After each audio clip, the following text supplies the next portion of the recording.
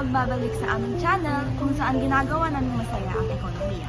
Ngayon, tatalayakin natin ang isang tunay na hamon sa buhay ng bawat Pilipino, ang pag-grocery na may budget. Ang programa ng Department of Trade and Industry ay nagbigay inspirasyon sa amin na gawin itong grocery challenge na ito. Ang layunin, ang makabili ng mga pangunahing pangangailangan para sa isang pamilya habang nananatili sa aming budget ng 500 pesos. Kasabay nito, ipapakita ko sa iyo kung paano gumawa ng mga matatalino desisyon sa pananalapi gamit ang mga konseptong pang-ekonomiya tulad ng pang-budget, pagpili ng consumer at opportunity cost. Simulan na natin ang challenge. Unang hakbang, unahin ang iyong mga pangangailangan. Bago tayong bibili, iisipin muna natin kung ano-ano ang mga makahalagang bilhin. Para sa hamon na ito, tututukan natin ang mga pangunahing pagkain.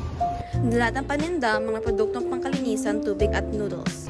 Tingnan natin kung paano tayo makakapag-abot ng 500 pesos para mabili ang lahat na nasa listahan. Sa ekonomiya, ang opportunity cost ay nangangahulugang pagpili ng mas pinakamahusay na alternatibo kapag nakaharap sa limitadong mapagkunan.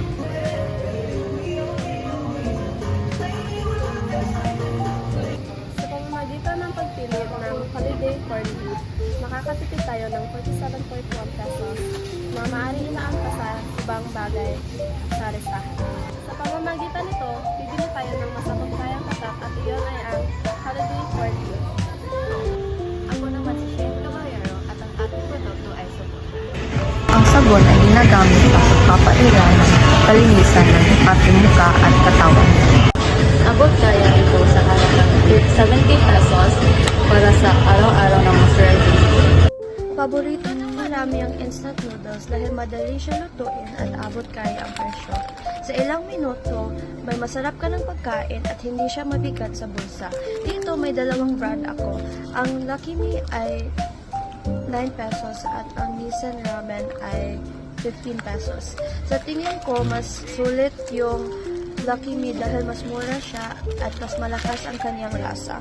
Magandang araw. Ako po si Angela Credito Dodd at nandito tayo ngayon para bumili ng product. Pero mayroon tayong 500 pesos na budget. At ito yung dalawang brand.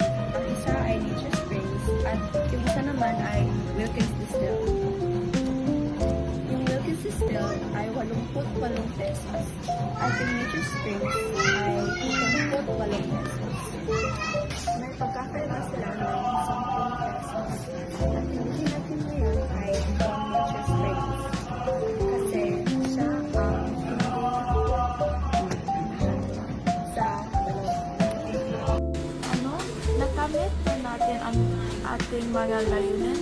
Oo, sa pamamagitan ng pagbibigay prioridad sa mga pangangailangan, paghahambing ng mga presyo at pagiging maingat sa mga puwersa ng pamilihan.